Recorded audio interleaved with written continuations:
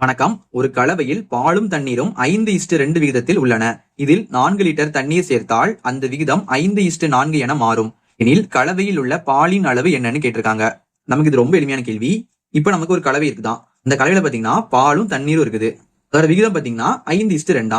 அப்போ பால் பாத்தீங்கன்னா 5 லிட்டர் இருந்துச்சுன்னா தண்ணீர் வந்து 2 லிட்டர் இருக்குமா. இதுல எழுதிக்கலாம் பாருங்க. 5:2. இதுல 5ங்கிறது பாத்தீங்கன்னா பால், சரி, அதனால மில்க்னு வச்சுக்கலாம் எம். இந்த 2 பாத்தீங்கன்னா தண்ணீர். அப்ப நம்ம என்ன பண்ணலாம், வாட்டர்னு டபிள்யூ வச்சுக்கலாம். இப்போ இதுல 4 லிட்டர் தண்ணீர் சேர்க்கிறாங்களாம், சரியா. தண்ணி இந்த இருக்குது. இதுல பாத்தீங்கன்னா 4 லிட்டர் சேர்க்கிறாங்க, பிளஸ் 4 லிட்டர் சேர்க்கும் போது நமக்கு விகிதம் பாத்தீங்கன்னா மாறுது. அது எப்படி மாறுதுன்னா 5:4 மாறுது, சரியா. 5:4 மாறுது. இப்போ இந்த கலவையில உள்ள பாலோட அளவு என்னன்னு கேட்டிருக்காங்க.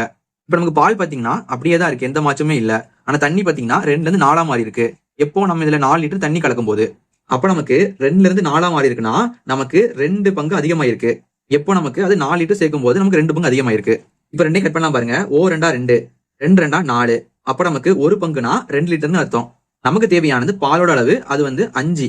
இப்ப என்ன பண்ண, நம்ம 5 2ஆல பெருக்கிடலாம். 5 2 10. அப்ப நமக்கு 5ங்கிறது 10 லிட்டரா இருக்கும். இதான் நமக்கு பாலோட அளவா இருக்கும். நமக்கு ஆப்ஷன் 7 இருக்குது. இதே மாதிரி தண்ணியோட அளவு என்னவா இருக்கும்னு நீங்க கீழே கமெண்ட் பண்ணுங்க.